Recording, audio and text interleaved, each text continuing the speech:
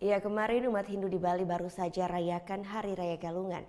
Hari Raya Galungan sendiri merupakan perayaan atas terciptanya alam semesta, serta perayaan kemenangan manusia melawan musuh yang ada di dalam dirinya sendiri.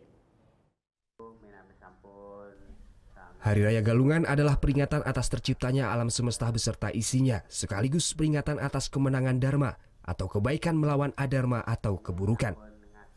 Kemenangan yang dimaksud adalah kemenangan manusia di dalam mengalahkan musuh terbesarnya yang ada pada diri manusia, yakni sifat-sifat keserakahan, nafsu, kemarahan, kebodohan, dan kemabukan duniawi.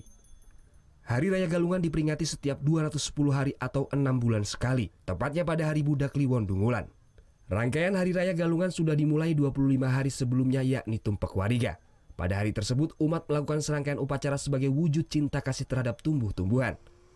Kemudian sugihan Jawa yang bermakna membersihkan buana agung atau alam semesta.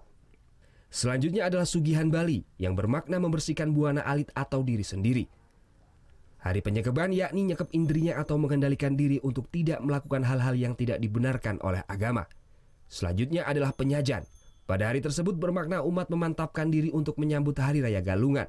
Menurut kepercayaan pada hari inilah umat akan digoda oleh Sang Buta Dungulan untuk menguji tingkat pengendalian umat. Buta kali 3 ini sampai hari Selasa. Nah, kalau sudah hari Selasa menang kita mengendalikan diri, barulah hari Rebo itu disebut orang Dungulan yang parang muka. Orang mampu akan menang menghadapi pertarungan hidup. Prakteknya di Bali itu dengan melakukan persembahyangan ke pura-pura, terutama di Merajan. Mohon kepada di Sanggah, mohon kepada Ida Betara Guru dan dewata-dewata semuanya agar beliau memberikan anugerah, melimpahkan wara nugrahnya kepada umat manusia agar diberikan tuntunan jalan yang baik untuk menempuh kehidupan yang akan datang. Sebagai wujud syukur atas anugerah yang diberikan kepada Ida Sang Hyang Widiwasa, umat Hindu di Bali juga memasang penjor di depan pintu halaman rumah. Penjor yang terbuat dari bambu melengkung yang dihiasi dengan rangkaian janur, serta buah-buahan atau hasil bumi lainnya merupakan sebuah simbol dari keagungan atas kemenangan Dharma melawan adharma. Surya Sanjaya melaporkan untuk NET.